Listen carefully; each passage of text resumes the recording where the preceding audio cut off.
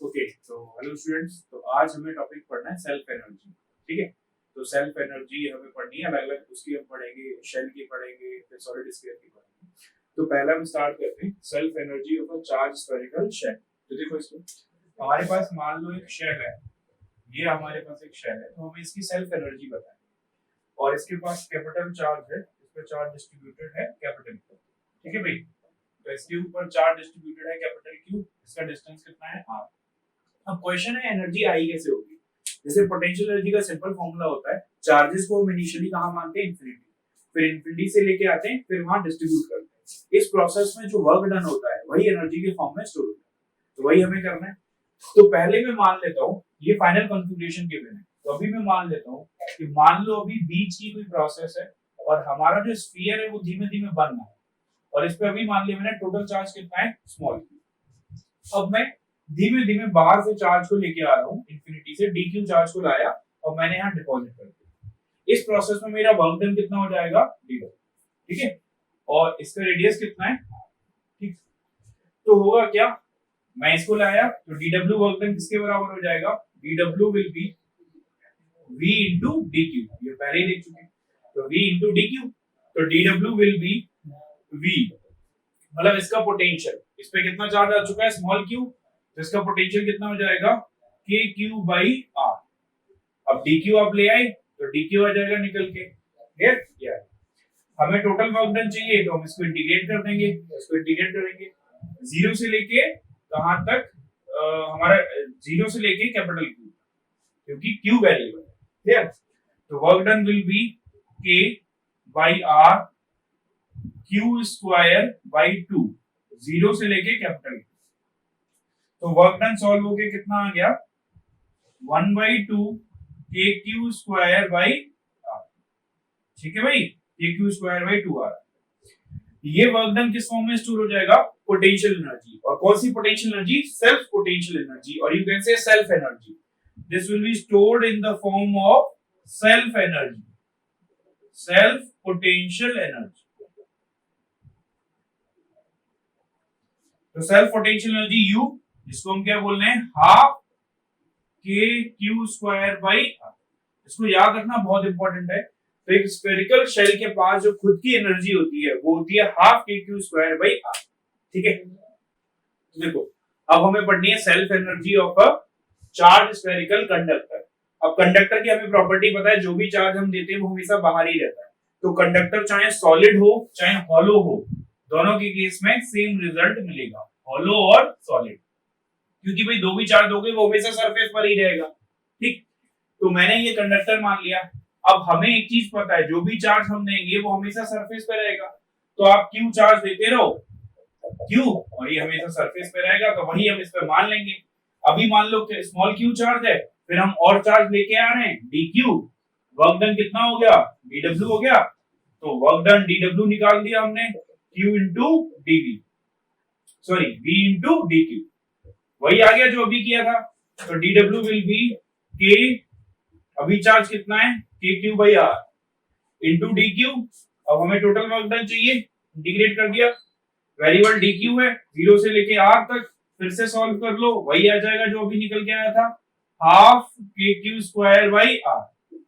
यानी कि कंडक्टर चाहे हॉलो हो या सॉलिड हो, उसकी जो सेल्फ एनर्जी होती है, सेल्फ इलेक्ट्रोस्टैटिक एनर्जी, वो half kq square by r।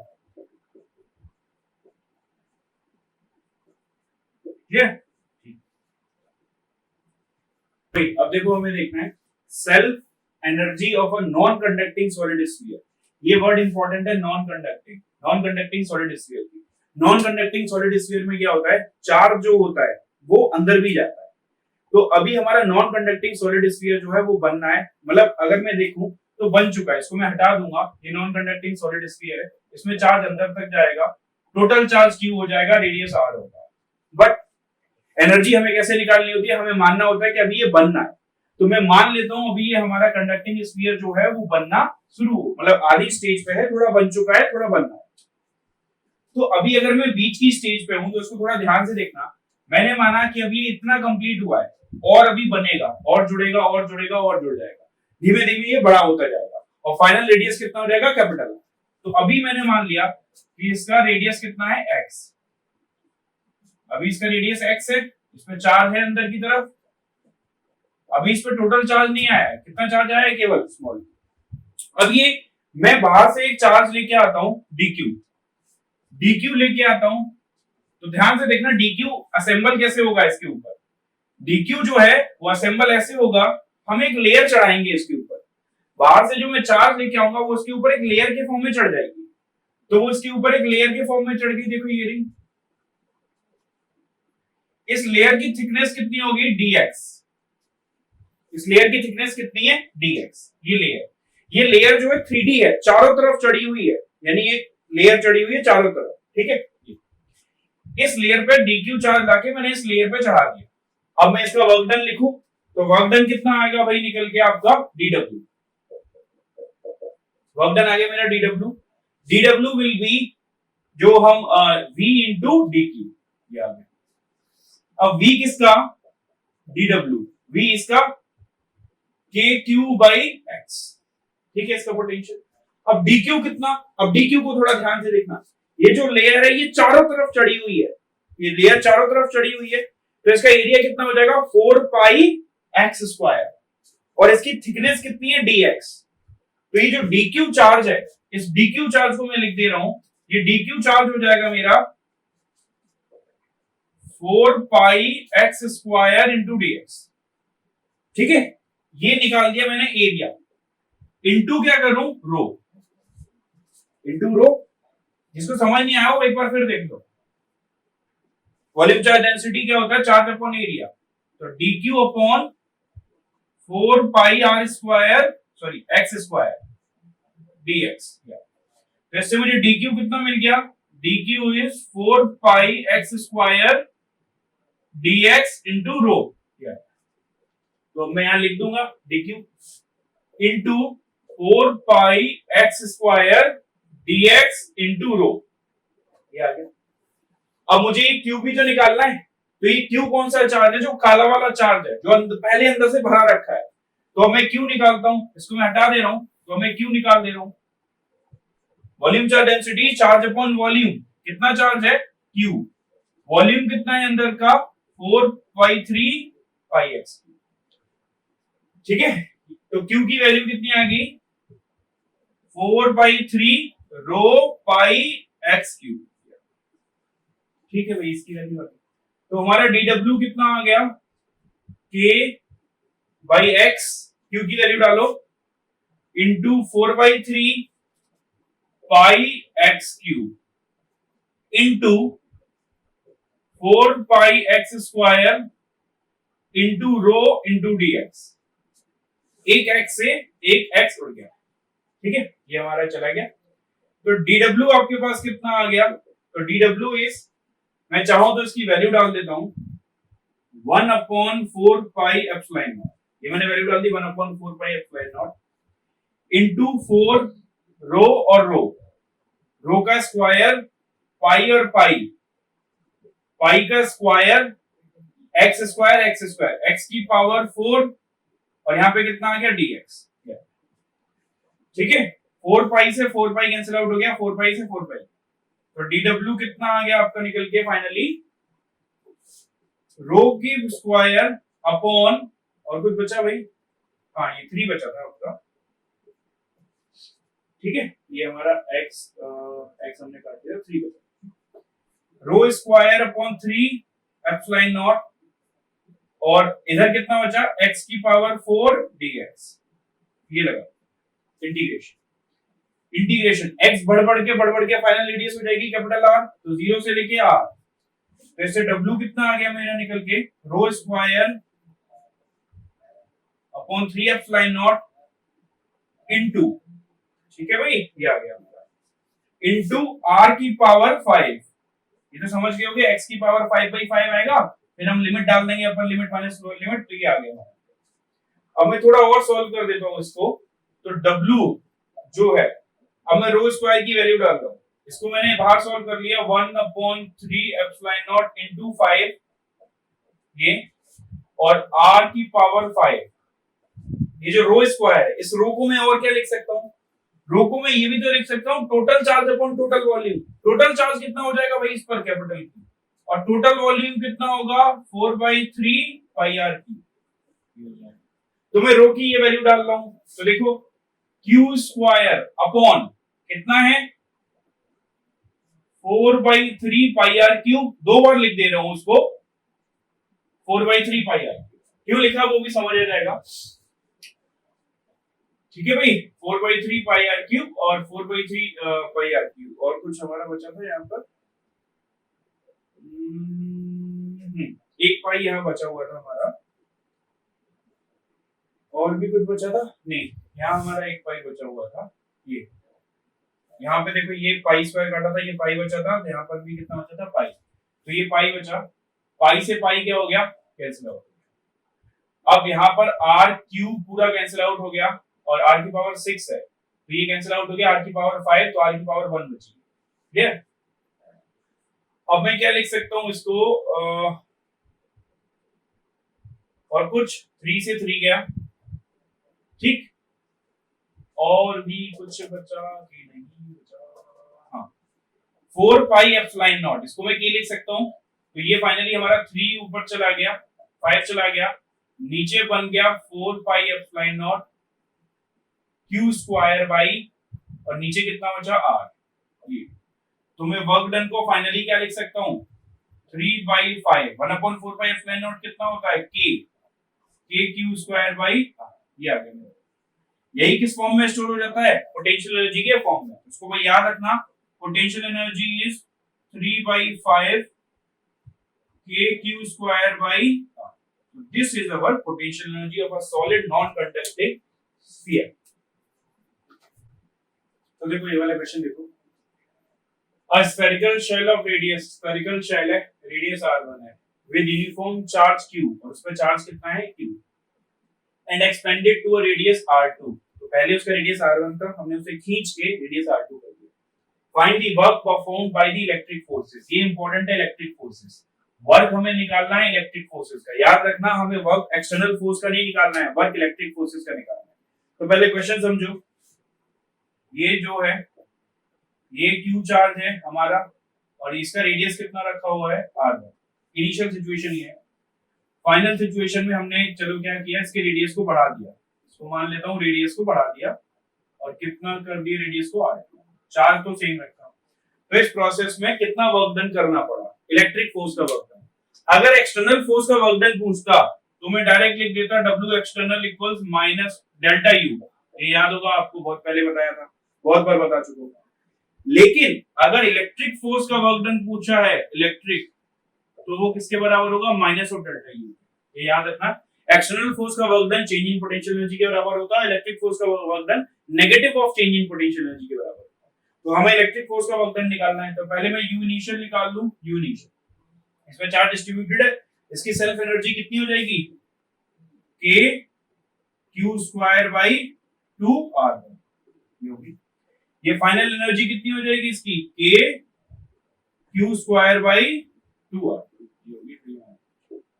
मुझे निकालना क्या है, इलेक्ट्रिक फोर्स का वर्क डन निकालना है, तो वर्क डन बाई इलेक्ट्रिक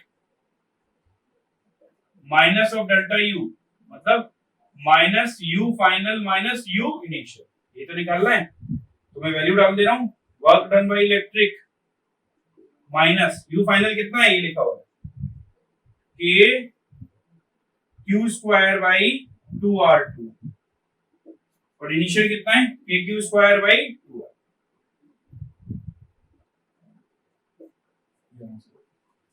ठीक है भाई। तो देखो ये वाला क्वेश्चन देखो, a spherical shell of radius r1, ये शेल दे रखा है, इसका रेडियस दे रखा है r1 with a uniform charge q, इस पे चार्ज कितना है q, has a point charge q naught at its center, centre पे कितना चार्ज रखा हुआ है q naught। find the work done by the electric forces during cell expansion from r1 to r2, वैसे समझ लो ये शेल है, इस पे चार्ज है q, इसके सेंटर पे चार्ज है q naught। अब मैं इसको एक्सपेंड कर रहा हूं r1 रेडियस से r2 रेडियस तक, तो कितना वर्क डन इलेक्ट्रिक फोर्स का होगा हमें ये बताना है। तो मैं इसको एक्सपेंड कर देता हूं, तो एक्सपेंड होके ये बड़ा हो जाएगा, इसका रेडियस कितना कर देंगे हम r2, बट चार्ज तो वही रहेगा, यहाँ पर सेंटर पे अभी भी कितना है q0 और बाहर कितना है, तो मुझे work done by electric force निकालना है, तो work done by electric force होता है क्या है, negative of change in potential energy, अभी बताया था। तो work done by electric force होता है minus of delta you electric force, ये बताया था अभी, work done by electric force. तो निकाल देता हूं भाई मैं, तो work done by electric force देखो, इलेक्ट्रिक, अगर एक्सटर्नल फोर्स का वर्क डन पूछा होता तो केवल डेल्टा यू के बराबर होता, तो that is equal to minus of delta U, तो that is equal to minus work done by electric equals minus U final minus U initial, U final यहां से आएगा, यू इनिशियल यहां से आएगा। यू फाइनल बताओ इसका, पहले इसका खुद का चार्ज, खुद का एनर्जी हाफ के Q square by R two, फिर इस स्फीयर का इस अंदर वाले चार्ज के साथ इंटरेक्शन होगा, स्फीयर के सारे चार्ज कितने डिस्टेंस पर है, r2 पर, तो मैं फॉर्मूला लगा दूंगा k q1 q2 by r, तो कितना आ जाएगा k q, सेंटर पे कितना है q नॉट, डिस्टेंस कितना है सबका r2, ये किसकी एनर्जी आ गई, फाइनल एनर्जी। अब मैं इनिशियल एनर्जी कैलकुलेट कर रहा हूं, माइनस, कैसे इनिशियल एनर्जी कैलकुलेट होगी, पहले मैं क्या करूंगा, इसका खुद का एनर्जी लिखूंगा, शेल का खुद का एनर्जी आ जाएगा k q square by 2r, मतलब half k q square by ना, तो k q square by 2r1, फिर इसका और इसका इंटरेक्शन होगा, तो k q1 q2 by r, तो plus k q q not by distance is r, तो ये आ गया हमारा work done by the electric force.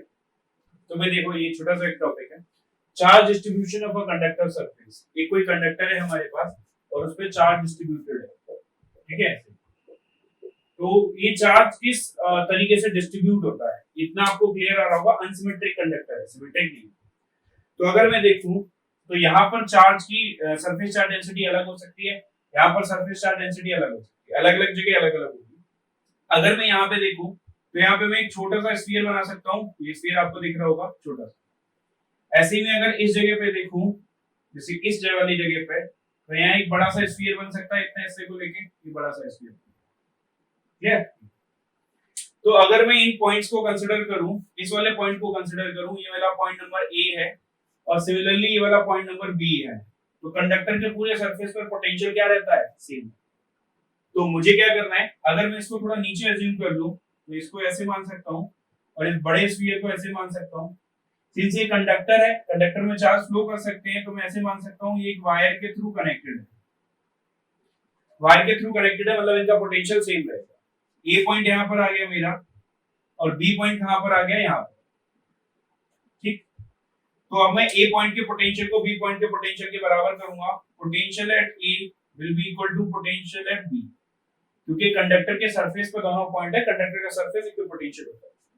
Potential कितना होता है, k q, यहां पर जो भी चार्ज आएगा q1 मान लिया मैंने, यहां पर कितना आएगा q2, k q1 बाई ये डिस्टेंस कितना आएगा r1, रेडियस, ये डिस्टेंस कितना आएगा r2, तो k q1 by r1 equals k q2 by r2, तो कितना समझ आ गया आपको, q1 by r1 equals q2 है। अब थोड़ा ध्यान से समझो, ये जो कंडक्टर है, अगर मैं इसकी सरफेस चार्ज डेंसिटी लिखूं तो q को क्या लिख सकता हूं, सिग्मा, ठीक है, सिग्मा लिख दिया इसको, और इस पे जो भी सरफेस चार्ज डेंसिटी होगी तो लिख दूंगा आपका, ये जो हमने सरफेस चार्ज डेंसिटी लिया ना, ये यहाँ पे सिग्मा। अब इस q को मैं लिख क्या सकता हूँ, सिग्मा इनटू एरिया। अब एरिया कितना आएगा भाई, तो एरिया लिखो 4 पाई r1 स्क्वायर, चार्ज लिख दिया मैंने, surface charge density into area, नीचे r1 पहले से लिखा हुआ है, r1 sigma into 4 pi r2 square by r, 4 pi r2 square by r2, r1 से r1 गया, r2 से r2 गया, तो कितना मिला मुझे, sigma r1 equals sigma r2।